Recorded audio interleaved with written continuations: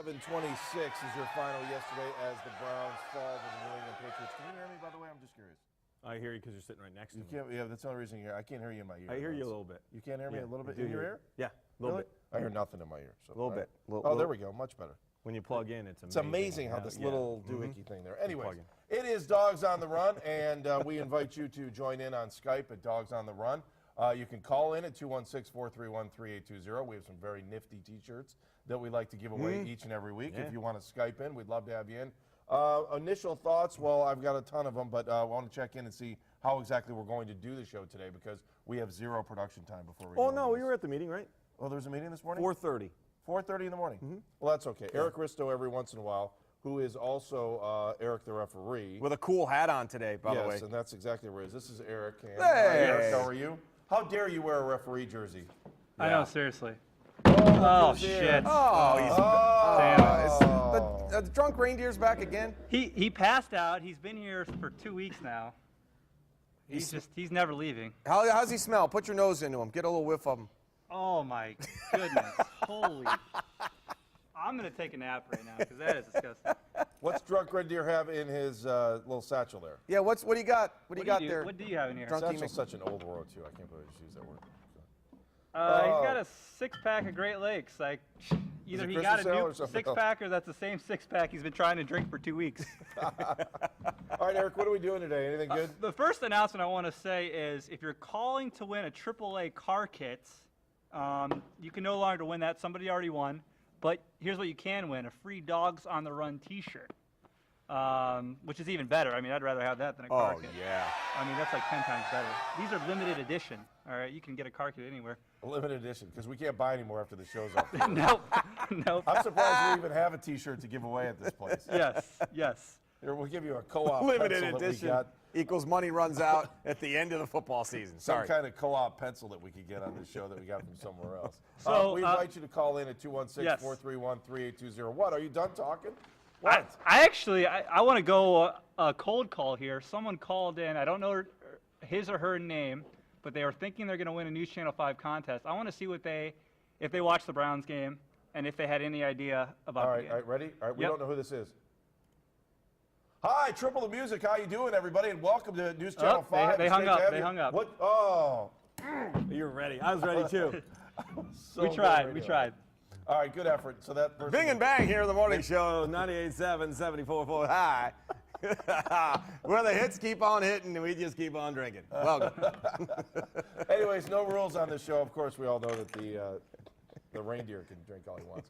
All right, anyway, so we're going to talk about this game a little bit. I know we're kind of derailing here to start the show, but we do have a great show for you. Kenny Roda is going to join us in just a few moments. We'll go in the doghouse. We'll go over to Slyman's. We'll head over there. We're going to talk to the Mikey Rutt from Streetsboro Browns backers. We're going to go down to North Carolina. We've got a guy who's wanted to talk to us for a while. I guess apparently he's pretty fired up, so we'll talk to him. Angry Browns fan. That thing went viral last week. Can you believe that? Over, what, he had over 100,000 hits, 200,000 hits, something crazy? Hang on a second. What'd you say, Eric? 200,000 hits in one day. USA Today picked it up. SI. He was on NFL Network Yeah, he in was the on morning. NFL Network. Oh, that's right. I forgot about that. Yeah. Huge. And I saw him on Live on 5. Yes. Oh, that's true. I got to see him on Live on 5. It was the first time we saw him in person. What's he look like? He's a short dude. We see him. him. He's a short dude. Nice guy. right. Kind of quiet guy. Kind of a quiet guy. He's not too quiet when it comes to those videos. No, he's awesome. We have a new Angry Browns fan coming up for you. That'll be a little bit probably after the bottom of the hour. Craig Lindell is going to join us waiting for next year. Roger Chenois, former Brown, Kenny Roda again. What else? Wilhelm? Wilhelm's coming in. He'll be in a hoodie on his way to the gym. We'll do our Ladies, you'll like it. We'll do our roundup of the AFC North. Garrett Downey from the Ravens. I want to talk to the Steelers. I want to talk to Mr. Steeler. In all of the beauty of in the misery of that loss yesterday, the beauty of watching the Steelers lose a football game on a lateral that should have been a touchdown, but he stepped out of bounds on his way into the end zone. In some great realm up there, the big man had a little brown and orange on, just a little bit, because Antonio Brown's had a heel in the out of bounds, and I was like, thank you. Thank you. What's Sunday's not a amazing total is it's bust. the only thing that will make you smile today. It will. Is that I keep dropping my. And the Ravens won with 9 seconds to go. They had 6 lead changes in that Ravens game, which is an NFL record in the fourth quarter. With 2 minutes, the lead changed 6 times. So almost a whole division lost except for the Bengals. Is what it basically turned out Must to be a lot of money on the line. All right, 7:05 right now. Let's go back to the newsroom. We check in with Chris Horn. And Chris, what do we got social media wise today? A lot of approval for the referees in this game. They love the work. Guys clearly have eagle eye vision. That's not true. Sorry. Folks are, to use a phrase, jobbed by the refs. Okay, you can use that. You guys don't know, have any you rules. can I use do. it. My boss is sitting next to me, so I have to. That's all right. All right, yeah. Be very, very judicious. Some folks blame bookies. Maybe that there's a conspiracy to keep the Pats winning. Next time the Browns want to leave town, let them go. Oh. Yeah, that's a little harsh. That's 'Cause really they, harsh. They played well. I actually almost became a Browns fan yesterday watching that game. Really? Chris, what Yeah. are you? I don't And then I realized in the last minute why I would never want to do that to myself. But are you a Falcons fan? I'm from Georgia. Dude, yeah. they're horrible. I think if the What? Browns and the Well. Falcons played, they're horrible this year. I have Matt Ryan on my fantasy team. They're having a rough year, bro. I feel bad for you. Well, what we're trying to do is get that top pick so that you guys will trade all those Julio Jones draft picks back to us so that we can restock and then dominate. I hate you. Keep you where you belong. What else is going on the web? Is anybody violent on the web about this game? Is there any? I mean, Well, usually the violence happens offline. But the Fred Norman on our Facebook page said you can blame a lousy team and the people who put it together, but you can also blame the fans for going to see a lousy team. I don't know what you feel about that. How can you blame the fans? That is the dumbest thing I've ever heard. Well, I mean, you're supporting. Hey, put a good product out there on the field. That speaks volumes to management, doesn't it? Oh, that's. I think that was the point. So let's blame the fans for losing yesterday. Is that what he's trying to say? It made sense to me at the time, but I get here at 4:30 in the morning, so a lot of things make sense to me. Hey, do you have access to all the emails that we get that come into the web? That come into every department? Probably not all of them. No. See if you can. See if you talk to your boss. Okay. I got an email yesterday. I left my phone back in the newsroom, so I can't really move. oh, is it the one about? It was the real long one where the guy's like, "Oh, the Browns are the only team that had to play 3 games in 8 days," and it was a monster. I don't know if you can get into that or not, but maybe we'll bring that up a little bit later. That was See, at our news. see what we can find there. See what we can find It's in the there. sports at Newsnet 5, so if you can find Sports, that. all right. All right, you have a mission today. Thank you for joining us on the Wayside Furniture Skype hotline. I'm going to go bury myself in your email now. Okay, is there anybody behind you today? There's no one to mess with today either. Everyone's off. It's just me. You're the only That's person. okay. Yeah. News never happens at News Channel 5 because there's no one here. They're all gathering news, dude. Oh, that's good. If All right, nobody's Bernardo. here, does news ever happen, or does the tree fall in the forest? I don't know how that works. But I've heard enough. Yeah. All right, thank you, Chris. Kenny Roda's going to join us in a little bit. We'll get caught up with him, and we'll talk to him. And all right, well, first of all, what should we be doing here? Should we be blaming the referee? Should we be blaming the Browns? What are your thoughts on yesterday's game? Well, yeah, of course you can blame the referees because that's the easy blame. But again, and I don't agree with you often, but you can't put yourself into that situation. What do you mean you don't agree with me often? We don't agree a lot.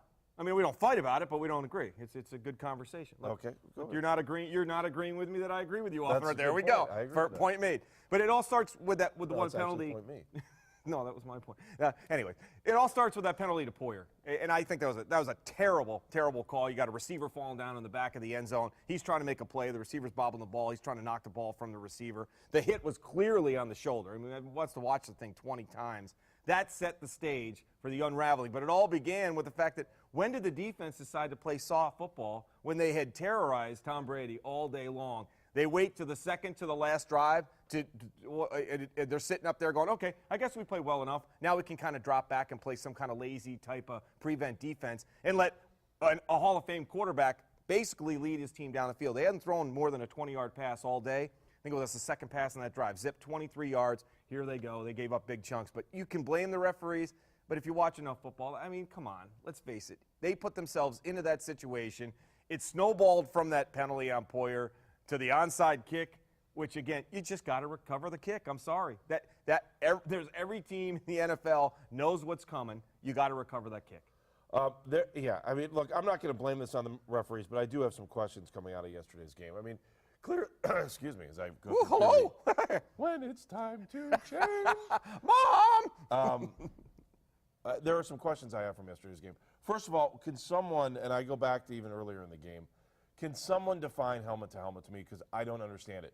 The way I see this rule playing out right now, helmet to helmet is only when you hit the quarterback and when you hit a receiver who's cutting through the middle. That's the only time. Because you can't tell me Willis McGahee didn't get helmet to helmet when he got knocked out. You can't tell me that. So the inconsistency rules on this helmet, and you can't tell me that linemen aren't hitting helmet to helmet on every play too.